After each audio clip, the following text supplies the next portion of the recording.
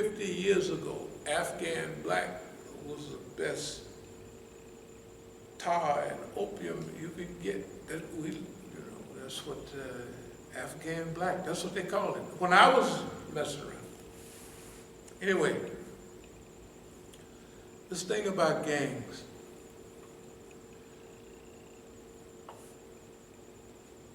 The subject of 300 FBI agents in 1992 being taken from, right, from the FBI, whose job it was to watch the Soviet Union, right? Now they're transferred to black gangs. It's insanity. That's what I said when I was reading the newspaper article over on 8th Street. That's what I was saying. So this isn't, how could this be unless the importance, right? What's the importance level? This is the Soviet Union, the biggest threat to America, and this is black gangs, the second biggest threat to the United States of America. It has to be, that's where they put them, right? The second biggest threat to the United States of America, right? Forget all that black, that we're gonna fight crime. They ain't fighting no crime. So what is it about black people, black gangs, and what have you? Unless you're involved in it, you have to understand the structure. Let's take two of our people. Let's take Jeff Ford, and let's take Imam Jamil Alami.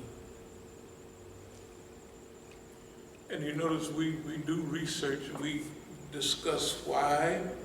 Like we said, now you can tell we loved Imam Jamil, still do now, because we raised $300,000 for him. We took it down to Atlanta and we went on about our business. We're going to get some more money, inshallah, and try to get him out of prison before he died. But certain things about Imam Jamil, and there's certain things about Jeff Ford. Both of them. Okay. Remember the drug dealers dealing drugs in Imam Jamil's neighborhood and supposed to shoot a guy.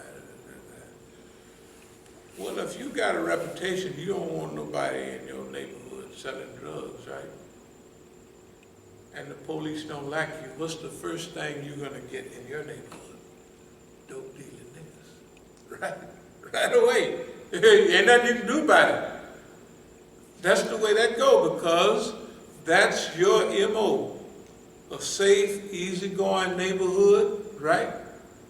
Basketball court across the street, little stores here and there, Masjid right here, right, in the old days. That's the way it's clear. Okay, in 1983, I did a trip around the U.S. and I wound up in Atlanta. I was going to Atlanta to see Imam Jamil. So I came Iowa, and and we had our paperwork that kind of let everybody know we respected Imam.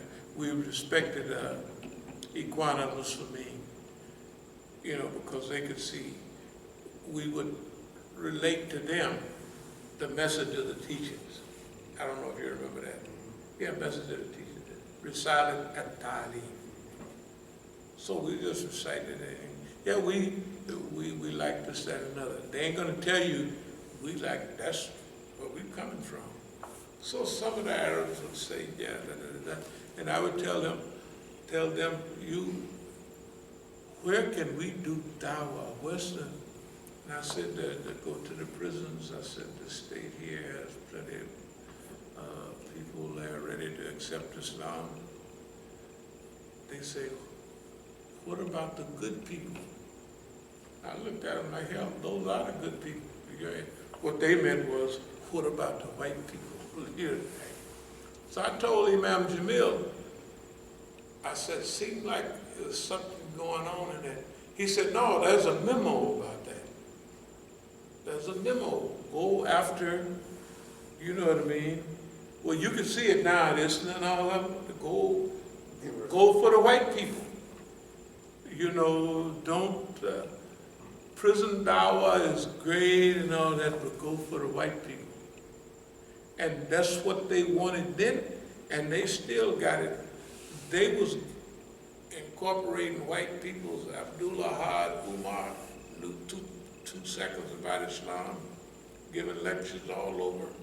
What's the name right there down in that ISNA headquarters? Johnson was the name.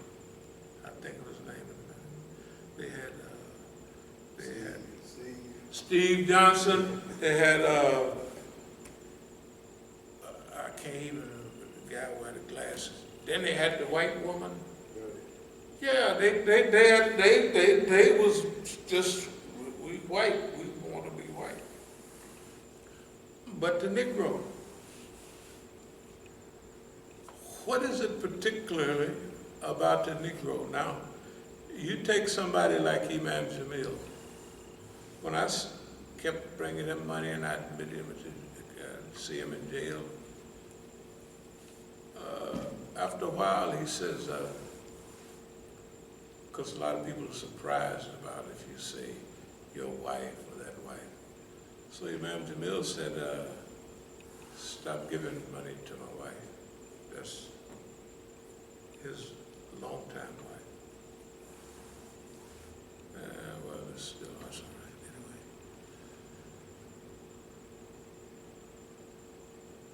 And I just did it. And I took it to the brothers that he pointed out. Where did she come from?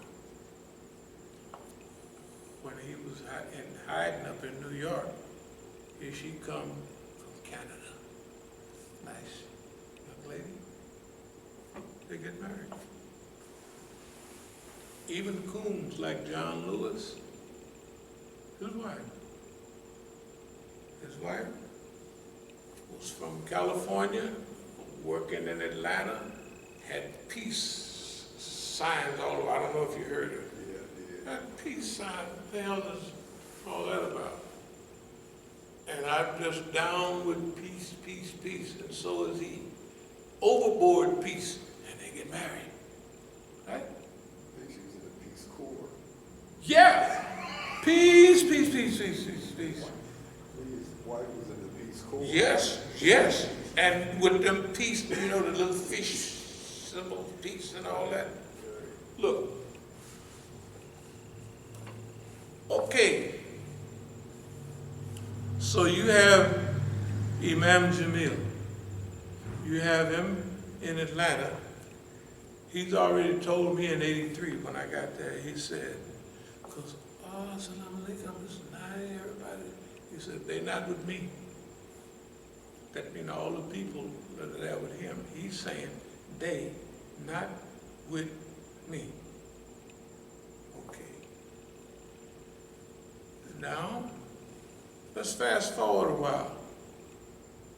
Suppose it has to do with learned helplessness and let's call it revolutionary suicide. Let's call it something like that.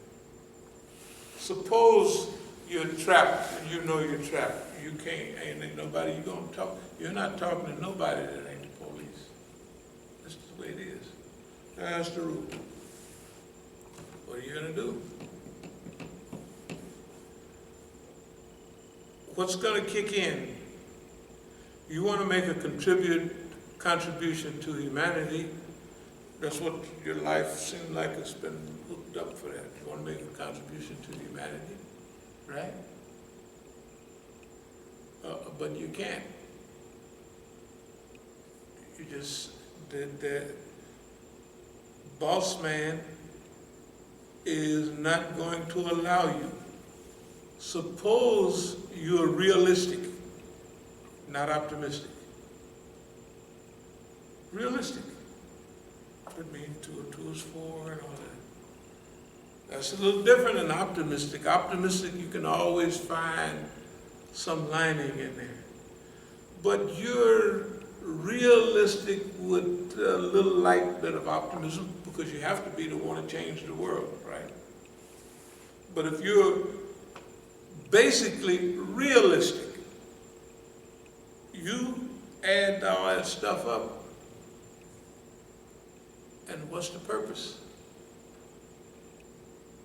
What's the purpose? So, anybody would know that if you've been arrested in '96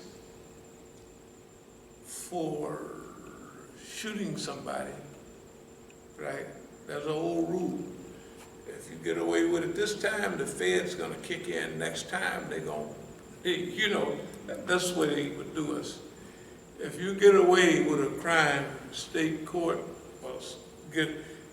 if you win a case, the next time you better leave because they coming and they gonna, 98% of the time, they're gonna lock you in. That's the rule.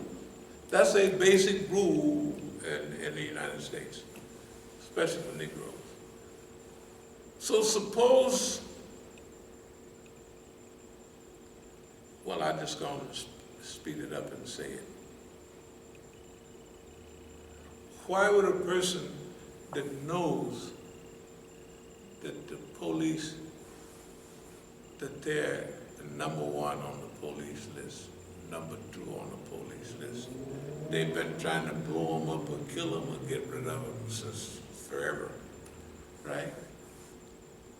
Why would they say, and this is what the brothers here say, our brothers, they said, our favorite Imam said that if they do this, that, another, right, I'm going to do 1, 2, 3, 4. Is that the same information that you heard?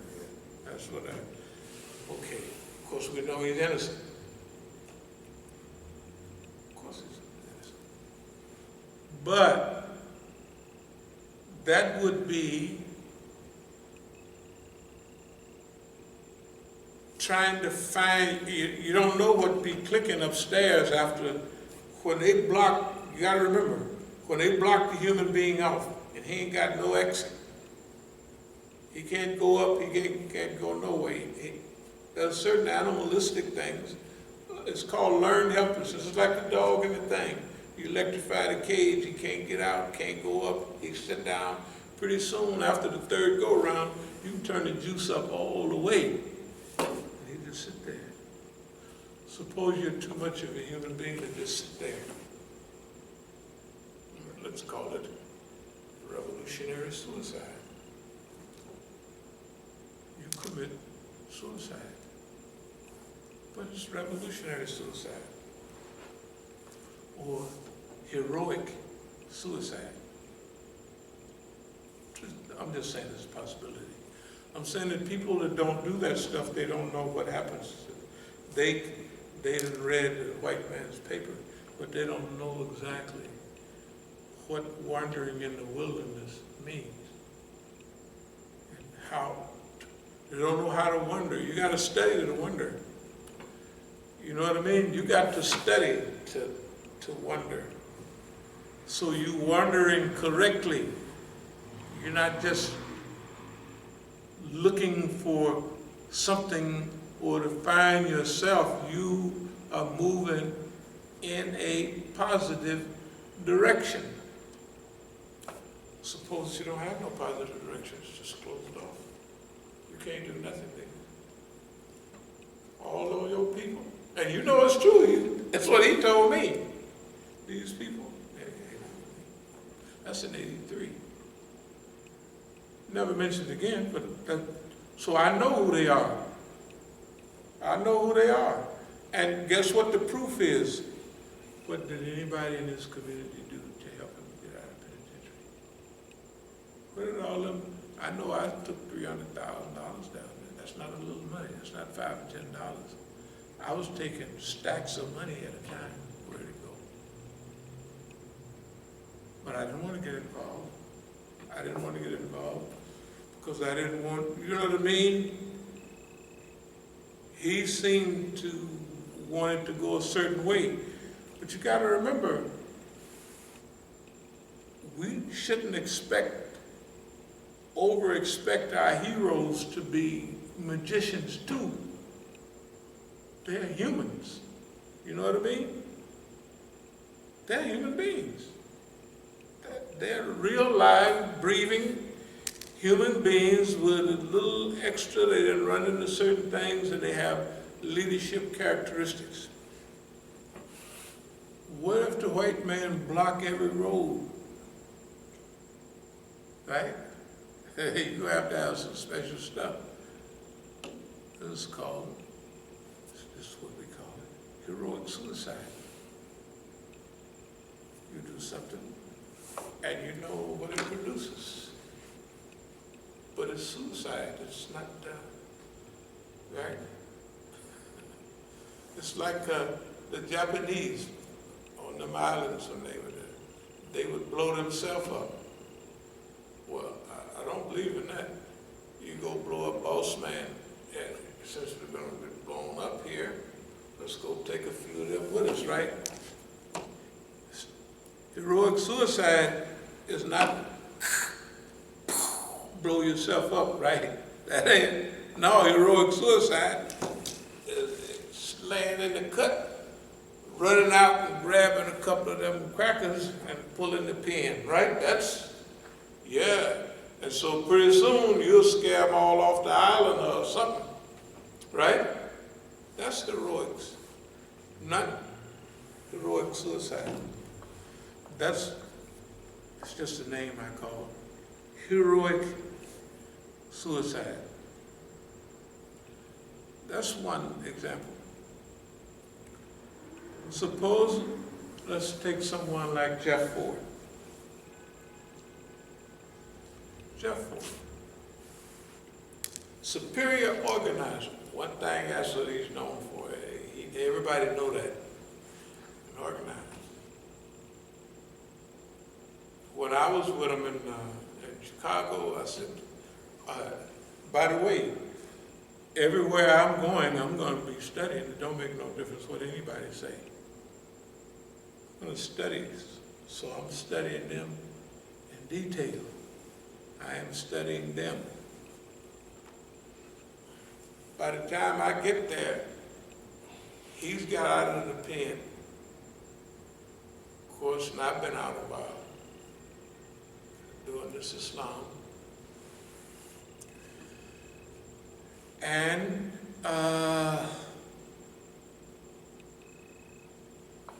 whatever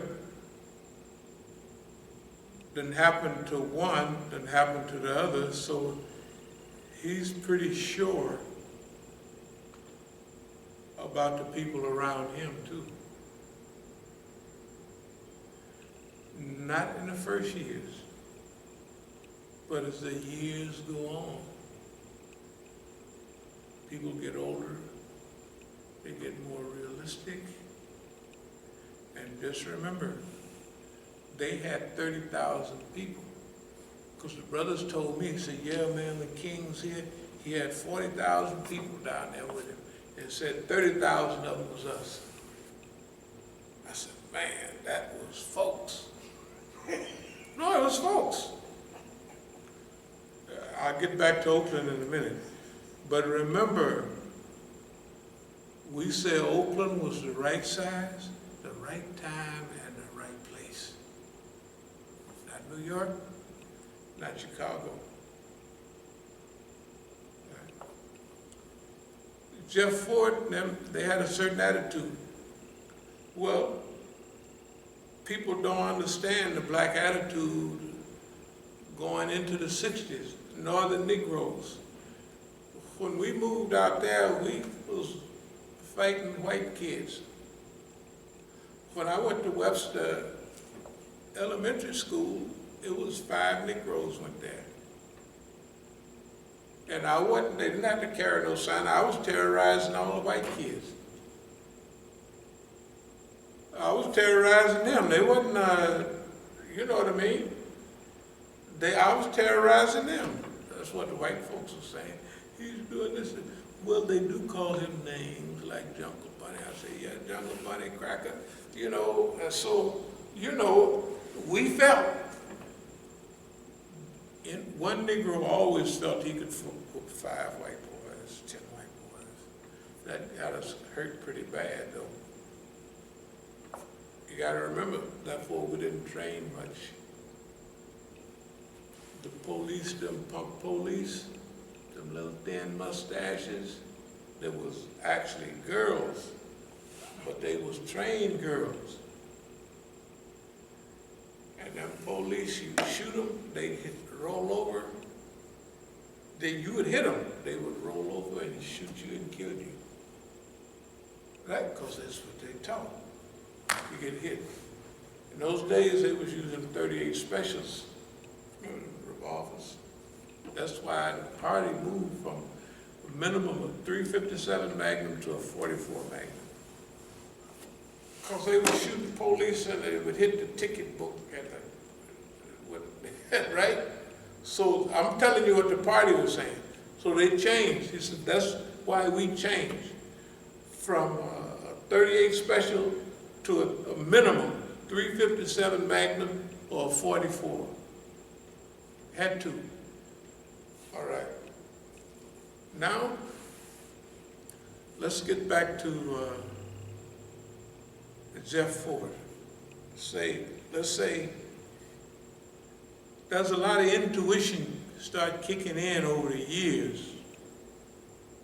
I mean, you can feel things, and usually you're going to act off of them if you've got any sense, you know, you can feel it.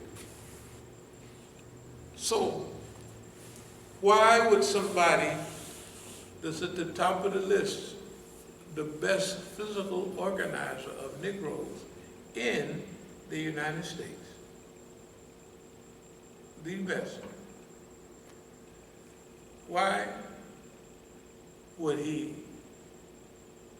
stroll down to Mississippi? Might as well went on to Texas, where they give you 500 years for a joint in those days.